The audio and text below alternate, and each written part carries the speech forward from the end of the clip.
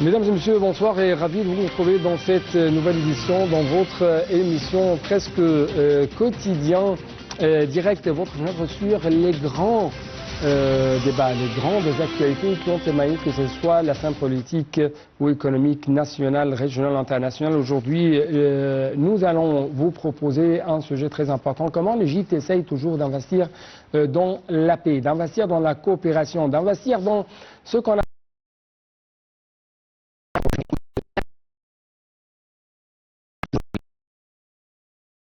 à faire face au monde entier.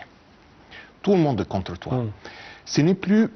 Est-ce que je peux dire, donc, il y avait un gifle sur le visage de Netanyahou, justement devant l'Assemblée générale des Nations Unies. Donc, Netanyahou était dans un état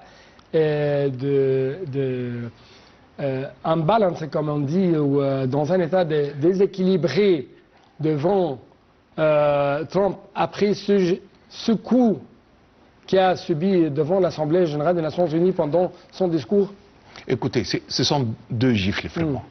Et on a vu une qui était un peu bizarre. C'était la première, qu'un président américain ou d'une nation part donner son discours au Knesset israélien et demande au président d'Israël de pardonner Netanyahou. Et ça se voit que c'est très clair, parce que pourquoi il a demandé ça? Et il l'a demandé lorsque que tout le monde était en train d'observer et de regarder. C'est pas quelque chose qui a été chuchoté derrière les portes fermées. C'était audacieux de la part de Trump, quand même. Tout à fait, mais ça confirme l'histoire que une des plus importantes motivations derrière cette guerre, ce sont les ambitions politiques personnelles du Premier ministre israélien. C'est pas vraiment une question de guerre ou se défendre ça.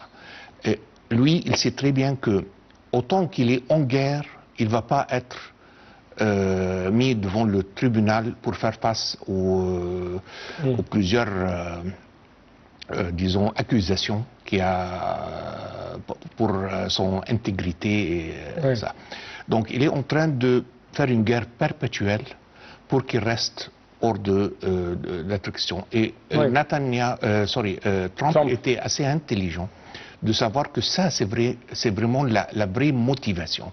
Et là, il a demandé de son pardon pour éliminer cette motivation. Ça, c'est très important. Est-ce que ça nous mène, encore une fois, parce que je vais reprendre votre réponse en ce qui concerne le rôle de l'Égypte, mais ça nous mène à une autre question.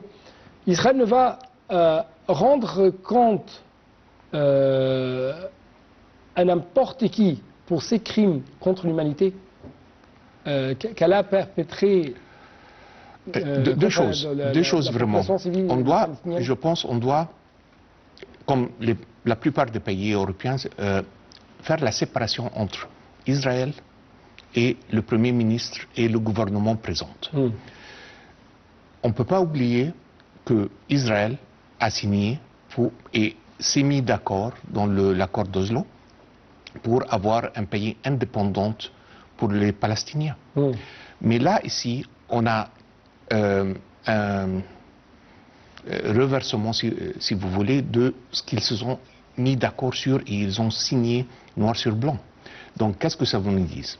Ça vous nous dit une deuxième fois qu'il y a des objectifs ou des motivations qui ne sont pas seulement politiques. Ce sont des motivations personnelles et c'est ça une des grands gifles, parce que ça a confirmé ce que tout le monde était en train de raconter. Ça, c'est d'un côté. D'un autre côté, quand on a 143 pays, 143 sur 180 ou 90 ou quelque chose comme ça, dans l'Union unie, qui ont voté pour accepter un pays souverain pour les Palestiniens, qui est gérable aussi. Donc là, il y a disons, une volonté mondiale contre ce qui était en train de se passer. Et je pense qu'il y a un gain assez important pour la cause palestinienne et les Arabes, si vous voulez. que ce n'est plus l'histoire des pauvres Palestiniens qui ont été massacrés par les nazis au bout du Deuxième Guerre mondiale. Israéliens. Les pauvres Palestiniens. Israéliens ou Palestiniens? Israéliens, parce que ça c'était toujours le discours avant. On a des terroristes qui sont en train de nous attaquer, tout le monde. Autant que notre histoire, on était massacrés avec victimes, on est victimes tout le temps. Okay, alors qu'ils sont bourreaux. Maintenant, personne ne croit cette histoire, ou au moins, disons, même s'ils le croient dans le passé, ils ne le croient pas dans le présent. C'est exactement le contraire. C'est vous qui sont en train de tuer des milliers et des milliers. C'est vous qui sont en train de faire cette atrocité contre le peuple palestinien. Et là, on a vu tout ce qui s'est passé dans l'Ouest. On a vu ce qui s'est passé dans les universités américaines. Et on a vu le support qu'on a. Ça, je pense que l'Égypte a joué un rôle énorme pour ce changement d'état d'esprit mondial. Et regrouper, j'aimerais revenir encore une fois à regrouper ces partis, ces acteurs.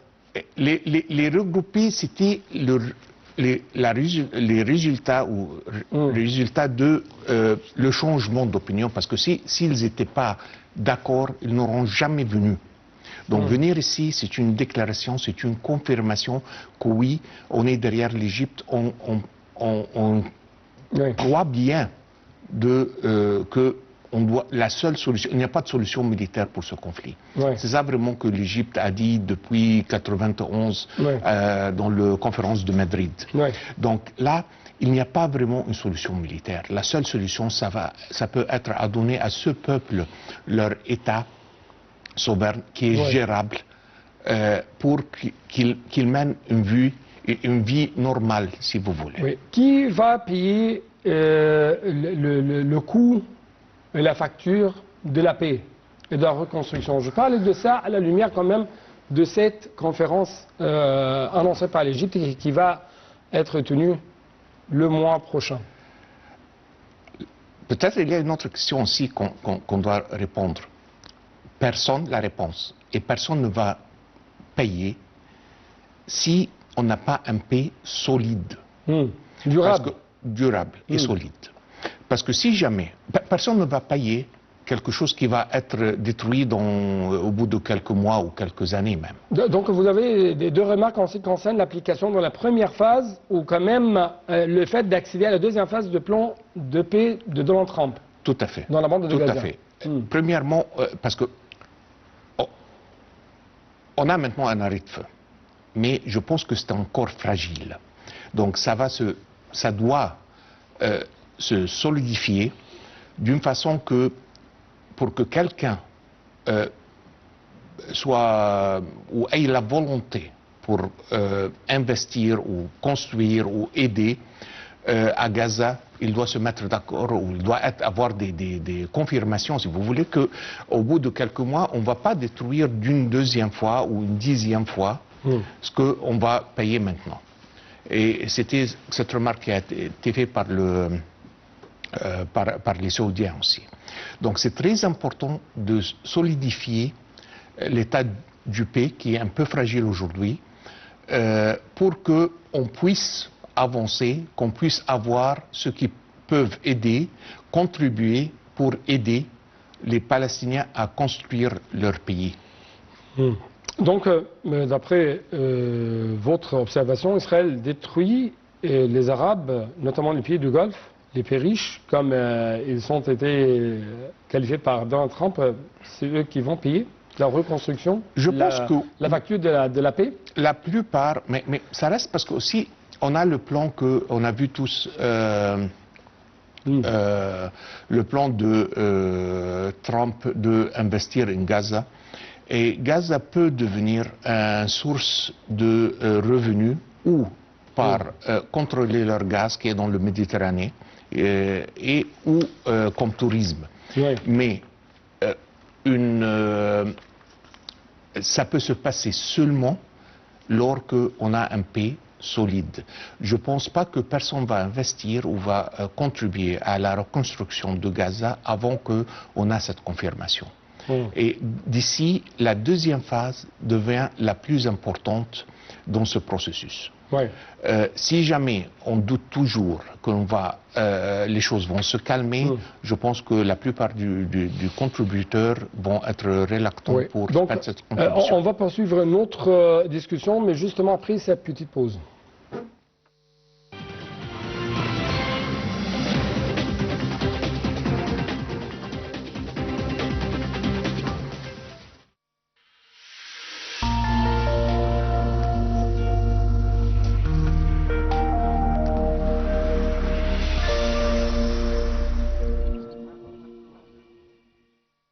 الله أكبر الله أكبر